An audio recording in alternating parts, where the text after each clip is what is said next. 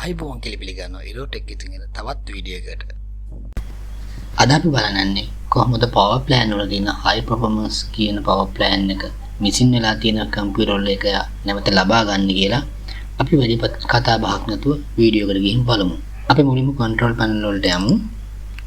control panel වල මෙතන large icon කියන එක දාගන්න. මෙතන තියෙනවා power option කියලා option එකක්. ඒක ක්ලික් කරන්න. ඔයගොල්ලන් දැන් මෙතන පේනවා මෙතන තියෙන්නේ balance කියන recommended කියන power plan එක විතරයි. අපි බලමු මෙතනට එනවා high performance කියන power plan එකක්. ඒක ලබා ගන්න කොහොමද කියලා බලමු.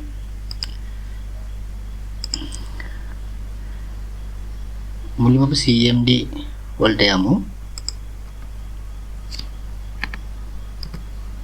මේක run as admin වලින් open කරගමු.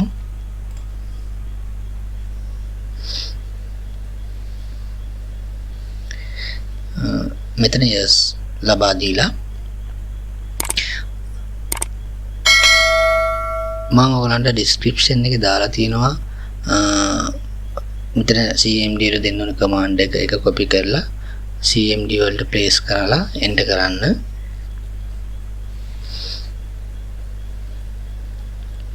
ඔයගලන්ට මෙතන පෙන්නනවා high performance power plan එක enable වුණා කියලා. අපි ගිහින් බලමු ඒක enable වෙලාද කියලා. proper වල power option වල තියෙන්නේ මම පේනවනේ දැන් මේක high plan power plan එකේ high performance එක enable වෙලා තියෙන්නේ. ඉතින් ඔයගලන්ට පුළුවන් මේක ඕනනම් ආපහු delete කරගන්න. මෙතන balance වලට ගියාම